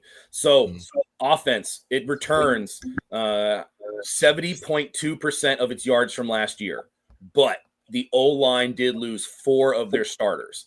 They did add some transfers, but 4 of those linemen from last year, they are in the NFL. So you are going to see a downgrade there. It will still be a good offensive line, but not a great offensive line, which that could be a problem against Clemson, which they have a very good defensive line, 3 returning starters. I don't need to go through all the names because I'll be a little quicker here.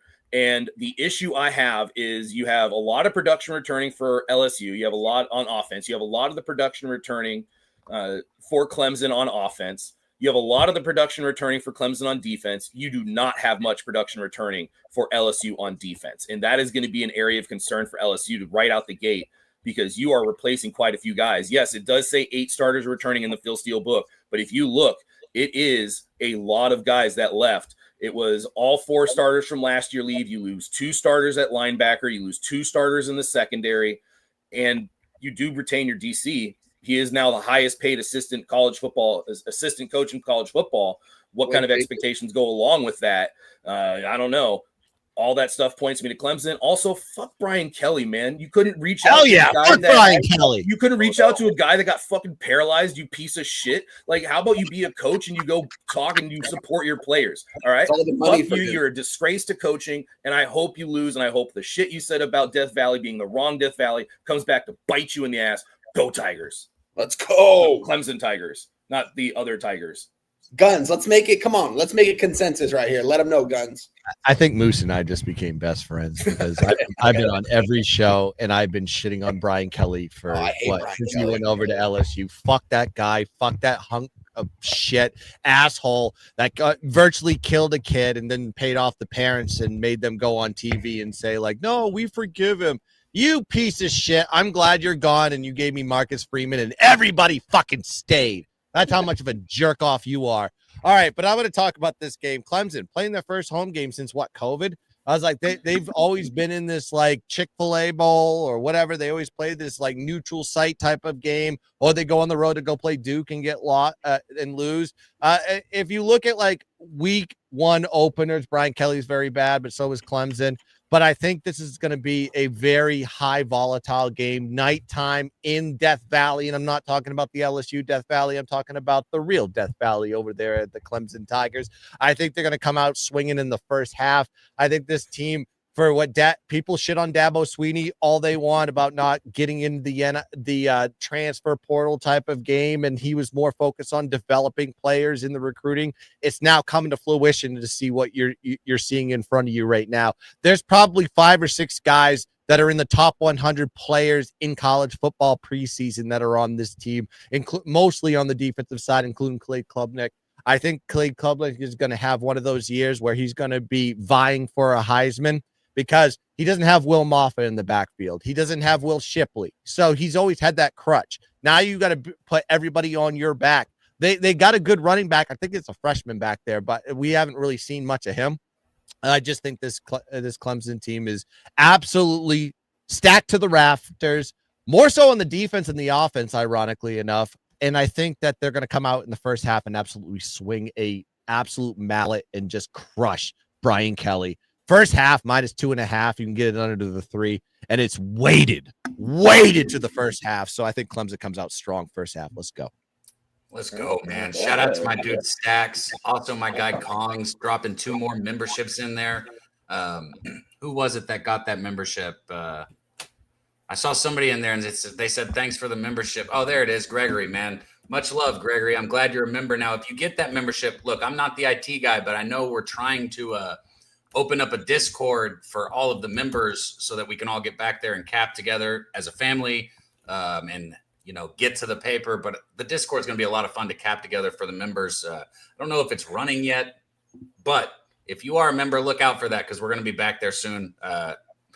Pretty much every night there'll be somebody back there to cap with. So thank you guys for supporting the channel, and let's keep it rolling. Look, guys, we've got a few more games that I would like to touch, but we have 2 people that are ready to bring best bets. So if you're one of those 2 people that are about to bring us best bets, I want you to hear me because what I am going to do is bring you on screen and you are going to get the spotlight. The floor will be yours. I am going to big screen you once I introduce you and you give the people your best bets so we can all get paid. Then, guys, we're going to hit those last few games. And if you have questions about other games, drop them. And then we're going to wrap it up so we can go get our bets in and get paid. But real quick, man, there isn't a UFC today, but this guy is killing it. I know he hit like 6 in a row just a couple weeks ago on his best bets. One of the key hosts from the Locker Room podcast. These guys are a lot of fun to work with, a lot of fun to make money with. And I can't wait to be on screen with this guy. Well, I won't be on screen with him because he's getting big screen, I told you. But our guy right here, let's bring him up. I need an intro. What am I going to run? Wine time, I need help here. Hey, let's bring on our next guest here. Our guy here from Tennessee. I know that's where he's from. Our guy, one of the best cappers over there with the MMA, capping MMA. Our guys, Billy Briz, Mills, TC, Big Show, all those guys doing big things too. It seems like every time I'm watching a live stream, this guy's cashing an underdog parlay. So without further ado, let's bring on my guy. Got to kick it with him in San Antonio this last year, Joey DFS. We'll get it's all good, Joey D.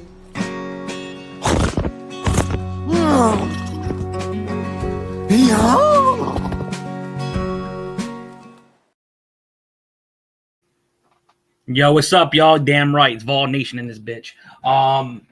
Hey, I want to thank my boy Daby Cab for inviting me on. And just a quick little heads up before I get my play. I saw the Clemson game up. Clemson's gonna whoop that ass. That's what the fuck I'm talking about. So I got 2 plays. I got 2 parlays I'm gonna be giving out for y'all. One, I call it the over 1.5 passing touchdowns. I like both. Ty Simpson for Alabama. I don't think Florida State secondary is gonna stop the receivers from Alabama. So the over 1.5 for Ty Simpson. You can get that straight if you want, -160. And then the other one, I think this is going to be a showout game for Michigan. Bryce Underwood, over 1.5 passing touchdowns, -170. I parlayed both of them. I got +158. Now this is the big one. Y'all see the orange. I'm Tennessee. But this could be a down year for my Vols. I'll be real about that. So I actually took an alt spread with Syracuse +20.5. I don't think Tennessee covers 21 points. I really don't. I think both teams are going to open up with a run, try to win time of possession here. Then, where I like the under top 25 games, I like Kent State at home. Merrimack is not going to be able to stop them. Kent State will run the ball down their throat. Kentucky, I like Kentucky with the money line. I do think Toledo with the points could be live. But I like Kentucky. They're the bigger trenches of the team. I think they're going to run the ball well. I like Kentucky's running back, Dwell. Anytime touchdown, -165. He's going to be the bell cat for Kentucky this year. Alabama, this parlay I'm giving out is the old spread and money lines. Alabama should go belt to ass. Castellanos was talking mad shit. I don't think he's about that life. He got benched at Boston College. He's definitely not going to be doing shit at Florida State. And to close out my 5-leg, I got Utah State at home versus UTEP. UTEP, what the fuck's a UTEP personally? But I think Utah State at home, the more well-rounded team, and I think they're going to get it done. So I got a alt spread with 4 money lines and then the over 1.5 passing touchdowns with Simpson and Mr. Bryce Underwood. Time to get paid, y'all. Let's go, man. I wanted us to hop up here with you and say much love, Joey, because I have not got to share the screen with you enough. Thank you, my man. And if you have action throughout the college football season, we'd be loving to have you come drop those best bets, my dude. Most definitely, brother. Thanks for having me on. Hell yeah, Joey. Shout out to Joey, man. Please, guys, check out the Locker Room podcast if you have not. I'm sure most of you have. But if you haven't, you're missing out on great information. They put it up every Tuesday. They go over all the fights. They give you guys best bets, parlays, multiple ways to get paid in the fights. And then they go live for the fights, and they bet them while they're live for the fights. I mean, it doesn't get better than that. But I digress. Let's keep this rolling. Where did our graphic go? Let's talk. I mean, come on. Let's go right to my area, Daby Cab. You know where we're going here in this spot. I know what you want. All right. You want me to put it up? Late night game, guys. Late night game. 11 p.m. Late night degenerate specialist, we like to call it. Yeah. Sometimes, like, guys, we can't stop until we get the Utah game up there, right? Like, I see you itching back there. Let's go. You take it. Let's go, guys. Yeah, we've got the Utah Utes entering the Rose Bowl here. Little bit different circumstances, not in the Pac-12 now. This game wasn't even supposed to happen. UCLA is supposed to face Georgia this year. They ended up canceling the matchup, canceled a lot of games and switched them out. I like this game a lot more. As you guys know, I got to fly out to Salt Lake City a couple years ago when Dante Moore started against Utah, and I watched that horrible 14-7 game where Dante Moore throws a pick six on the very first play of the game, and I'm just sitting there around 50,000 strong Utah Utes fans, and shout out to them, probably the best fans I've ever been around. Great people. Invite all of them out to the Rose Bowl here today, but it's going to be a little bit different of a circumstance here. What does Utah do? They grab Jason Beck, the offensive coordinator from New Mexico. What does he do? He brings along his guy, Devin Dampier. If you guys remember this guy last year from New Mexico, talked about this guy pretty much a lot. I said how this guy is going to be at a Power 4 program. Couldn't even tell you how many times I said it because it was a lot. And he's very dynamic on the ground. It's the passing game.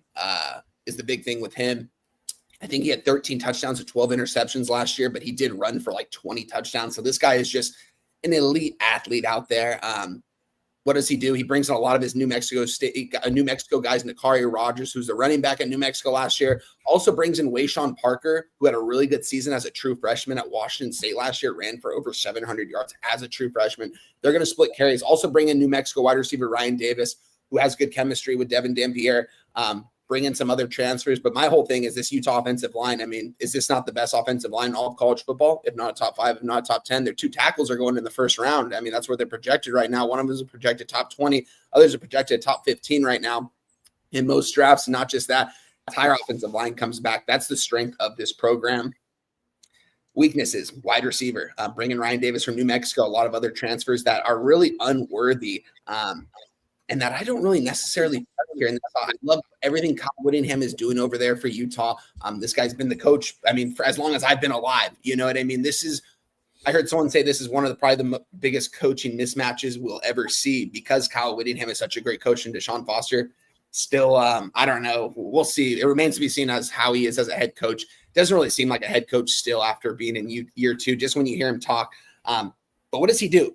Biggest hire of the season, Tino Sinceri from Indiana, their OC offensive coordinator last year, the assistant offensive coordinator that pretty much worked directly with Curtis Rourke. This guy was playing at a MAC school, wasn't supposed to be in the NFL. This guy goes and gets drafted in the 7th round. This guy was not supposed to be playing in the league. He's playing in the league now. He gets drafted. How Tino Sinceri, he fit the offense perfectly around him. Everything Tino likes to do, he likes to run first and leave his quarterbacks to make minimal mistakes, which we're going to need out of Nico. We saw that last year. I mean, how often did Nico really make mistakes last year? It was really a conservative offense that he was in that didn't force him to really throw the ball downfield and kind of played a little bit more safe with Dylan Sampson.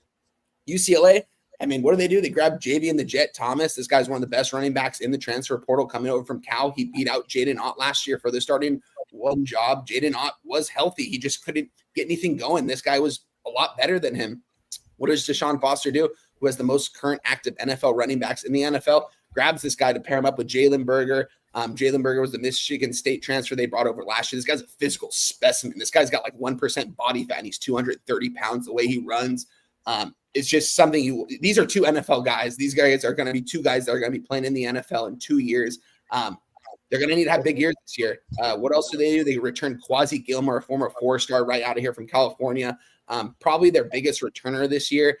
This guy said he wanted to win the best wide receiver of the year award in his last press conference. This kid is very motivated this year. Not saying he's going to, but he said he wants over 1,000 yards. Nico's probably going to feed it to him. I've heard nothing but positives out of Nico Imalava. That's how you say his name, by the way. In fall camp, nothing but great things here, guys. This guy is doing everything right. He's being a leader on the field. His teammates are saying nothing but praise for him. I mean, this guy, it seems like all these reports that came out about him wanting all that money, it doesn't even, I don't know how true all those are. We'll have to look into that a little bit more because he says they're untrue. I think, Nico, this is the perfect system for him because they're not going to ask him to do too much, but not have him make any mistakes either. Morgan Scalley, one of the better defensive coordinators in all college football from Utah. This guy knows how to scheme up a defense. There's just a lot of new guys over there. I do like Landry Barton. Shout out to his mother-in-law. I sat next to her at the UCLA Utah game, and she was telling me her son-in-law is out there playing. This kid's going to get drafted in the first or second round. Probably not first or second, probably third or fourth round next year. This is expected to be their leading tackler. I do think he's going to cause some problems for UCLA running the ball. But I think as long as UCLA uses that 1-2 punch and Nico doesn't have to do too much, UCLA easily covers 6.5. This game's 5.5 now. It's only dropping. It might be at 5 before the game time.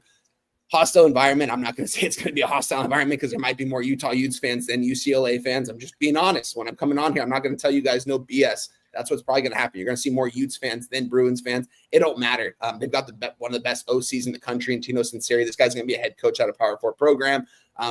Probably pretty soon, and which kind of sucks for UCLA because they'll probably end up leaving. With that being said, UCLA plus 6.5, you can't find that number anywhere. You can only find 5.5, and those are even getting juiced to minus 115 right now. Give me UCLA plus 6.5. They win this game outright. They're going to win this game outright. Is there anything that you missed? Did you miss who the water boy is for the fucking UCLA? Who's serving the Gatorade? The water boy is Mike. What the fuck? Because you got Moose, you got nothing left. I mean, I'm good. I gotta do. I got something. I have something. Don't test him. Something. Well, look, they've been doing so good today, Guns. And I told him, look, I love the passion. When you have a play, I'm the same way. I'll tell you. If the guy has diarrhea before he fucking plays the game, I will go that far into it. God damn, that was funny. Take it away, Moose. Mo Harris said he loves it that you get so passionate about it. And hey, I know you wanted a shot with us, Mo. I don't have any liquor on me, but I'm gonna take a hit with you right here. Moose, don't actually try and one up him. Just give us your thoughts, and we'll keep it moving. I'm not. Moose gonna come on here and give out Utah. Yeah, I'm not doing that either. I think Wine Time knows exactly where I'm gonna go with this. I lost a ton of respect for cousin Nico with how he handled the whole Tennessee thing and what his dad is doing, or his dad agent, or whatever you want to talk about. Lost so much respect for him because he kind of just quit on his Tennessee teammates. I mean, he was literally telling them, "Oh yeah, no, we're good. Like I'm here. Like we're here." And then all of a sudden it's like, deuces, I'm out, because he wasn't going to get paid. So a ton of respect loss on that.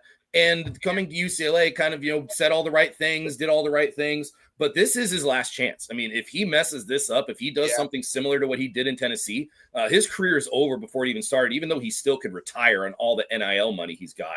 Here's the thing I would like to point out. The offensive line for UCLA is a question mark. That is a big problem here. You do lose 3 starters from last year, but you do return Sam Yoon, who isn't a top 100 prospect, and you return your right tackle, who is a top 25 tackle prospect. But around that, there is very little starting experience. So how well does that offensive line gel? I don't know. I mean, obviously, Wine Time's very confident in this and thinks that it's going to be a formidable offensive line. But I absolutely have my questions. They do bring in a new offensive line coach. Coach Andy Kwan does come over from Arkansas State. He is a great fit for this line because he has done a spectacular job with less talent at Arkansas State, who would usually grade pretty well in run blocking and pass blocking with a lot less talent. So he could be a talent catalyst. That's what I wrote in the Moose Dive, is that he could be a talent catalyst to make this offensive line a lot better than it actually is. But that is a concern for me, is what are you going to be doing with that offensive line that does have 3 new starters and only 2 that have starting experience? Yeah. Guns, take it away if there's anything left. I won't say anything more. I've already said too much. I think when we look at Utah, they're one of the top teams in the Big 12, and I think they made the changes on the offensive side, and that was the biggest problem with Utah last year, is the quarterback position was just always in this weird limbo, and they were just kind of bouncing around from backup to backup. Now they got Dampier in there, and they got that's going to be a huge boost to the offense. It's kind of going to feel like that New Mexico offense that we saw last year. which is kind of weird for a Utah team that is a little bit always more like in the trenches, defensive oriented. They always have the Samoans inside that are just like just absolutely stuffing holes. This is one of the teams that, as wide open as the Big 12 is probably 6 or 7 teams that could probably win this division, quite frankly. I think Utah is one of them. UCLA is just in this weird spot. They got Nico, and I don't know the whole dynamics. I heard there's money and stuff like that, but now that he's over there with his baby brother, they feel like the balls. This is like the new family that that needs a reality show with Nico, his brother, and his dad now. I mean, with the amount of drama that they're bringing to the table. And ironically enough, the ball was at UCLA. So, I mean, we're getting everything tied in together, just the football element of this one. I need to see a little bit more from this UCLA team. I was never high on UCLA last season. I hate the coach. I love Whittingham for Utah. I thought he just had this bad season, and he had a lot of close games, but he was a guy that was just scrambling to find offensive production last year, and I think he's got it here with Dan Pierre. I'm not on this game personally, but if you want to see if UCLA is good with Nico and the coaching that they have, I think you just watch and see, and then just take notes, and maybe there's spots down the board that we take. But I'm not going to step in front of this Utah team because I really do believe that they're going to be very good this year. I hear you, Guns, because I don't know if there's a bigger Kyle Whittingham fan than me out there, and I love this Utah program. So it's tough for me. I think it's really the offensive coordinator upgraded. I won't say too much else after this, but Moose mentioned the offensive line. Yeah, Andy Kwan, a huge hire, because when Eric Bieniemy was here, he brought his guys in, and those guys those guys run an offense that's supposed to be in 1970s. I mean, let's be completely honest. You know what I mean? So shout out to you guys, but let's move on to the next game. I'll stop talking about my Bruins. Yeah, we talked about Notre Dame for about an hour. Hold on. We say move on to the next one. I want to let everybody know, if you guys have questions in the chat, drop it. We can also recap bets, but the thing is everybody here posts their bets or gives you access to their bets how they want to. So just make sure that you follow us on Twitter. You can see the handles. Everybody puts it up there.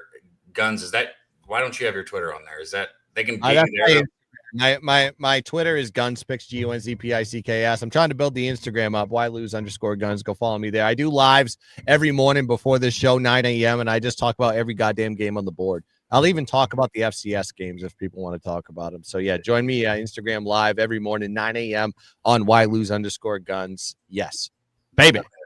Well, because like I said, guys, let me look. I mean, there are Sundays games. We could sit up here. God, we could sit up here forever. Like, honestly, that's what we do. I'm just glad that we don't have to talk about whether or not Cam Rising is fucking going to be. Right? That's my you don't have to play that game anymore. He ain't there. That's the headline. Yeah, supposedly he just kind of disappeared. Like, nobody knows where he is. He's the OC for his high school right now. Offensive coordinator for his high school. Not even a head coach. Kind of crazy. Yeah, there you go. So shout out to him. Anyway, so let me get this graphic off. So we'll save Sunday's games, and maybe they'll hit it on walk-off wagers right here tomorrow. Please, if you haven't been tuned in, which I'm sure you have, check out walk-off wagers. My guy Spoons Bets and Wine Time, they absolutely kill it.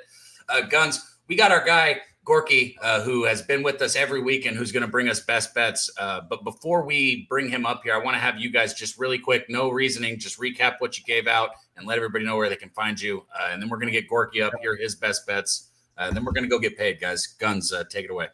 Yep. I gave it out on the show. If you guys watched earlier, if you didn't, make sure you hit the like button on these goddamn videos, man. I mean, we're going to be here every fucking week. We're going to actually give you the best, sharpest content. If you watched this last year, how much money did we make you is exceptional. Insane. Remember, Daddy kept the record and we were just absolutely just crushing the board.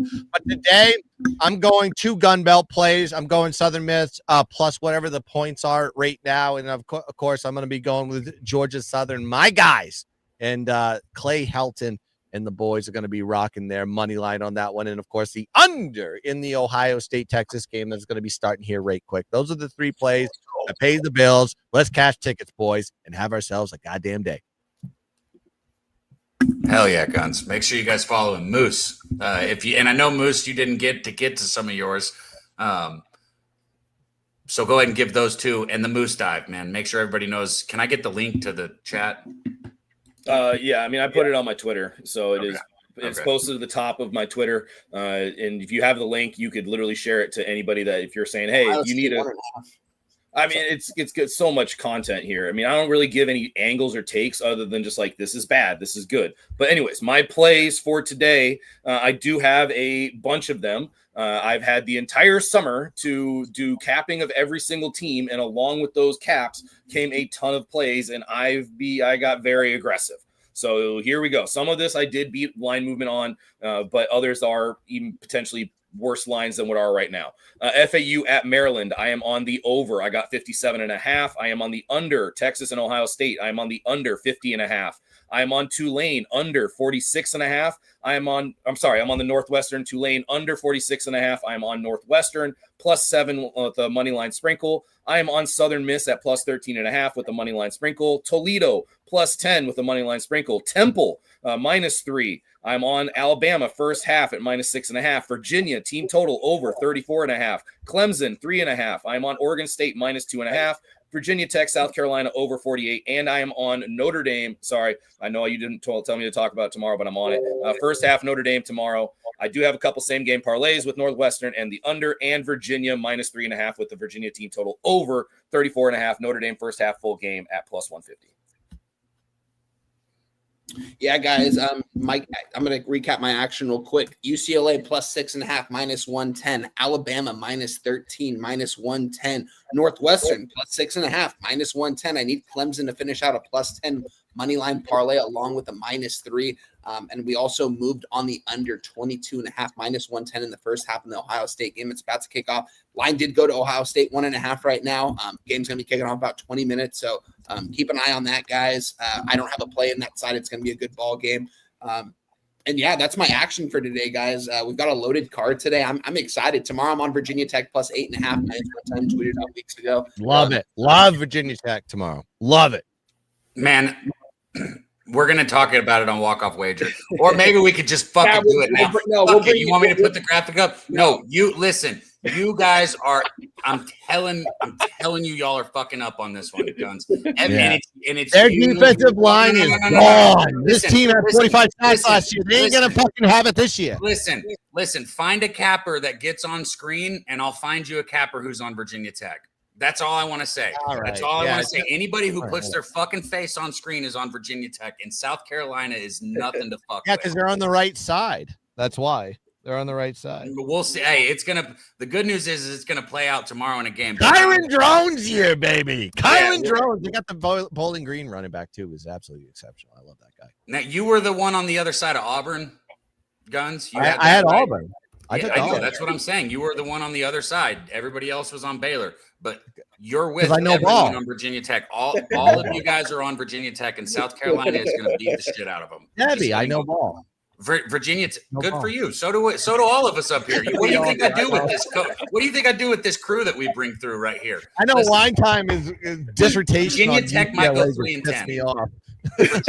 Virginia Tech might go 3-10 this year. I was like, did you miss anybody on the roster you didn't name? I mean, I didn't hear the right walk-on linebacker that's expected to see one snap. Oh, here we go. Hey, spoiler alert! My Moose Dive is actually just my BYU exploits about every time I soaked. Yeah. By the way, the third running back for Notre Dame, Aeneas Williams, go watch out for him on Sunday. That dude is absolutely elite, very good in the playoffs. And they talk about Jarian Price, they talk about Jeremiah Love, but you don't talk enough about Aeneas Williams. Young kid, love him. Yeah, there you go. I can name kids too. They have a good running back room over there. The Irish do for sure. He said I can name kids too. Look, let me name some bets here. I got Texas first half +0.5. I know it's weird, but I love that first half. When I'm in a game like that, I love that half a point because I can't tell you how many times I've revenge, baby, revenge. Yeah. Bama, I laid the 13. I posted it earlier, but I still like it at 14 today. And then I'm with Clemson, so I guess I'm on a heavy favorite today across the board. But I got Clemson -4. I want to give you guys Monday's bet, and I'll go over it again tomorrow and on the sesh. But I really like this bet. Josh Hoover over 1.5 passing touchdowns parlayed with TCU on the money line, and you're going to get +117 right there. I really like that one a lot. Probably my favorite bet that I've made for week 1. And there you go. Drop some questions in the chat if you have them, man. It's okay that we have opposite sides. I like it. When it's all kumbaya, it's not quite as fun. I can't wait to talk South Carolina tomorrow. Maybe Guns got to drop in so we can talk some shit. I'm available, man. I'm available. Dude, I'm telling you guys, Moose, are you at least on the same side as me? Or are you with them? Are you with everybody else on For South Carolina, Virginia Tech? Yes. I'm on the over. I think both offenses are just going to be crush it. I got that early. I mean, that was one of the first plays. I want to. Can I shout out Nick Harbor? I mean, have you guys seen that dude? Yeah, he's a physical specimen. Fucking beast, bro. Like, oh my. Hey, so God. is y'all's captain playing? Do y'all keep up with Virginia Tech news? You like to say kids' names. Is y'all's captain going to play? Is Woodson going to play? He should play. Yeah, I'm expecting him to play, and he's probably going to go out there and probably have one of the best games of his life. Oh, because so you're going to go with Jimmy's line of thought. So for those who don't know, Woodson's their defensive captain, their linebacker. He was there last year. He got a DWI, and he got the DWI like 2 weeks or a week after he got a fucking ticket for going 96 and a 70. So he's got multiple court dates coming up, and that's your starting linebacker, your team captain right there. So always smart when you're drunk. Speed. Yeah, that will. I mean, nice job, buddy. Dude, that's what I'm saying. It's I'm not gonna, because I know how bad what I'm about to say, but like it's like I said the same thing. Probably had to piss. That was his problem. Is like 96 and a 70 by a college town. Like, what the fuck are you thinking? Like, shout out to Joey DFS. He said Harbor came from the same lab that created DK Metcalf. It's on that level. He might be bigger. This guy was running track for Team USA, and he said he's not going to do it this year because he wanted to focus on actually learning how to run routes. I told Moose in the beginning that when we capped this, he reminds me of Dorian Green Beckham. You guys remember him from Missouri? Yeah. Second round, he showed up at the combine, looked like a freak, and everyone's like, "Let's draft this guy early." Didn't play like one snap in the NFL. This guy reminds me of him. If he figures out how to run routes, this guy's going top 10 in the NFL draft. Every NFL team should be looking at this guy and being like, if he can just figure out how to run routes and catch the ball fluently, best receiver in college football. You know a guy that you need to look at in the NFL? There's a wide receiver we saw last night, Cam Coleman.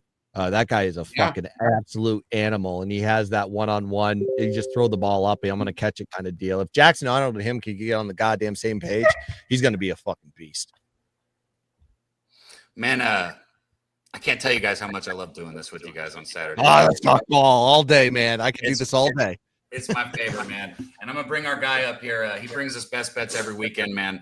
And he does not like to be rushed. I told him, Gorky, you don't got to rush, my dude. Take your time. Let us know what you're betting. Let's get him up here real quick. Gorky Sports. What up, my dude, Gorky? What's up, boys? My best bets today are Ohio State and Texas, both of their team totals over at plus 110 each way. I expect a lot of points in this, even from the defenses. That would not surprise me. The offensive line is a question mark for Texas. Ryan Day is an offensive coach with a chip on his shoulder.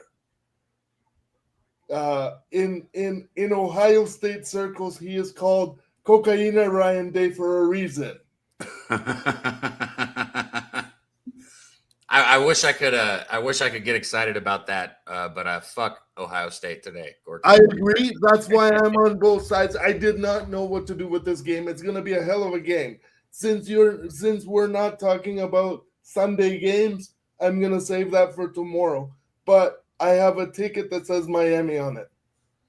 Ooh, okay. You're like the first person I've heard say that, which scares the shit out of me. Listen, the reason I don't have a ticket that says Notre Dame is because I capped it straight Notre Dame, if I'm being honest. The reason I don't have a ticket that says it is because the line just kind of bothers me. Like I feel like Notre Dame should be a heavier favorite, and I've heard all of the cappers that I respect on Notre Dame, and I like Notre Dame too. I'm not going to go back into why, lots of reasons, but I haven't bet it. And so rightfully so.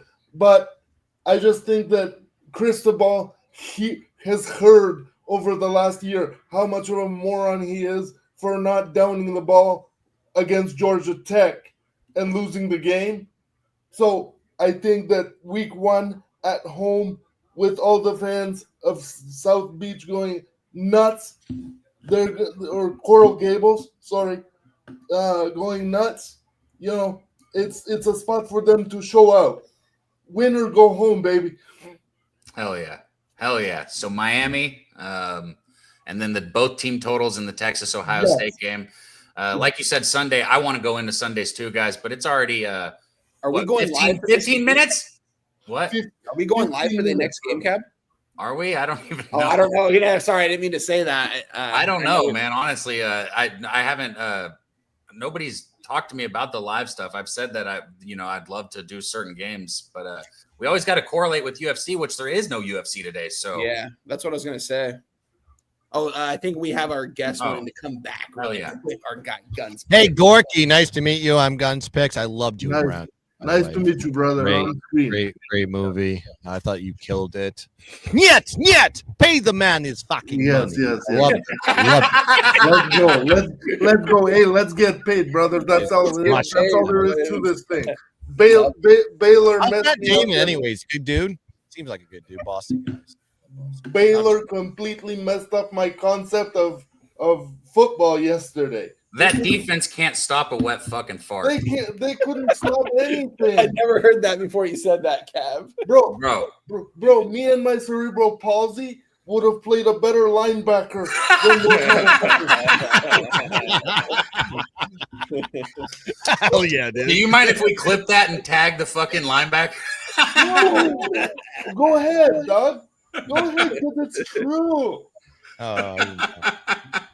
That's great. Gorky, did you have any other bets on the card that you wanted to give out before we wrap this up? Shout out to everybody in the chat, man. We love you guys. College football and I'm going to stick to college football because that's where the money is. And that's where this show is. So I'm not going to talk about any other garbage that's outside of that. Hell yeah, man. Love it. Everybody, man. We got 116 likes in here, guys. Hit the like button, guys. We've got almost 200 people in the building right now, guys, rocking with us. Shout out to you guys for being with us this whole time. Shout out to Daby Cab for holding it down, too, hosting, doing everything on the ones and twos today as well. Shout out to him. Now I feel like an asshole. I didn't know he had CP. No, I do, bro. I am who I am. Oh, what? You think you can't make fun of him? That was a great No, show. like that. No, I still make fun of him because he's one of the boys. If you're one of the boys, I'm gonna fucking make fun of you. You can make fun of me. Hey, bro, I am real about myself. Like, I know my limitations and shit, and I push that line. You can come at me harder than anyone has allowed you to. You sound like John Malkovich in my head, so I love that dude in that movie. So you do. It's great. Who, Djokovic? Yeah, from Rounders. You ever see Rounders when he's playing the poker with the? That's such a great movie, man. Yeah. I'm not a movie guy, man. I'm a sports guy. I've been up. Gorky, Gorky, go watch it. It's a sports gambling movie. Like, you would love.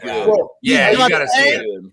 He's got alligator blood. He just keeps hanging around. Shout out to Sean Higgs, Mr. Higgs in the building over there. I've been up since 5:30 this morning watching European basketball. Okay. Finland and goddamn, I don't know, Estonia. Hell yeah, dude. Kick the shit out of each other at 6:30 in the morning. Hey, shout out to Sean in the chat. Cheers to you, my guy. Thank you for the $50 donation. It helps a lot for the channel. Appreciate you, my guy. Good luck on all your actions. Happy college football, boys. Hell yeah, dude. It's our time now. Let's go. Cheers, Sean. Hell yeah, boys. This for you. Hey, I would lean Texas, though. I would lean Texas if I'm being honest. I think they're the better overall, more proven team. Horns up. I won't put my horns up, but I am on Texas, so let's go. We can end it with that. Also, Giga Maggies. Since you guys said that, I guess we'll leave it with that. And if y'all don't like it, you can suck it because that's how it's going, baby. Let's get paid. Go Irish. By the way, go Irish. Go Irish. Go Bruins. Let's go. Okay, gig 'em. Let's go, boys.